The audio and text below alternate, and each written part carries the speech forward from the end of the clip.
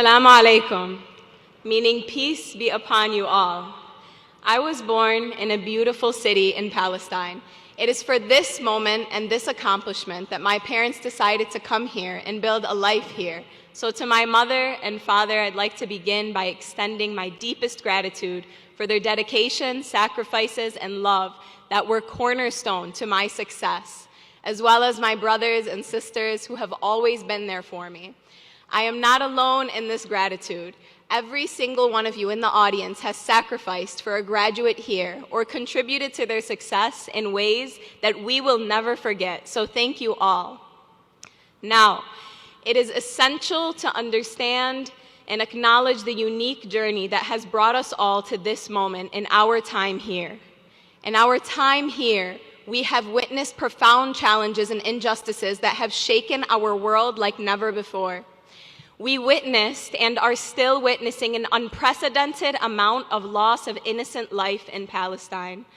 Over the last 7 months, at least 40,000 human beings have been killed by the state of Israel. These people were not only innocent Muslims, but innocent Christians and innocent Jews as well.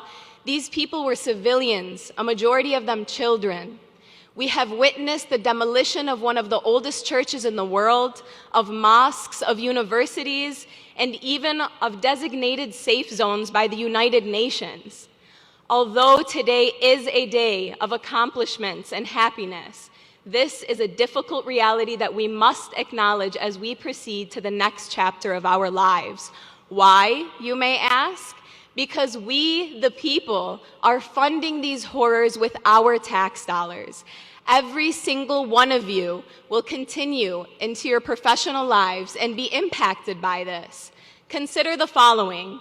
The fact that teachers who quite literally shape our future are paid less than a full-time and than an average full-time employee, or that 1.2 million veterans who put their lives on the line for this country, that they live below the poverty line, or that our top health insurance companies made nearly $69 billion in profits the same year that 68,000 Americans died due to a lack of access to health care. We are the generation that must address these issues at home. We must ask why we have sent around $320 billion in foreign aid to a state convicted of war crimes, countless violations of international law, and who are on trial for genocide, while Americans are dying due to lack of access to health care? This is the message that I want to leave you all with today, that we are the generation. A testimony to that statement is the thousands of beautiful, brave students, faculty, and administrators who are camping outside of universities demanding for a better use of our funds. If there are any of you here who feel as though you cannot relate or are uninterested in what I have said thus far, I would challenge you to consider this. Growing up, we learned about the atrocities of the Holocaust, the horrors of slavery, and we wondered, how on earth did these things happen? Well, there is a popular phrase that the only thing necessary for the triumph of evil is for good men to do nothing. So if you wonder what you would have done during those horrific times, I implore you to take a look at what you are doing right now. We are the generation that will not accept being divided based on religion or background. We will not accept unwarranted, uneducated, and hateful labels as we demand a better future for ourselves and for justice. I apologize that this is not a typical graduation speech, but there is nothing typical about the times that we are living in. There is nothing typical about 15,000 children live-streamed deaths being watched. And there is nothing acceptable about our institutional complicity, silence, or the gross misuse of police force nationwide. The world is in desperate need of change, and we must be the ones to do it.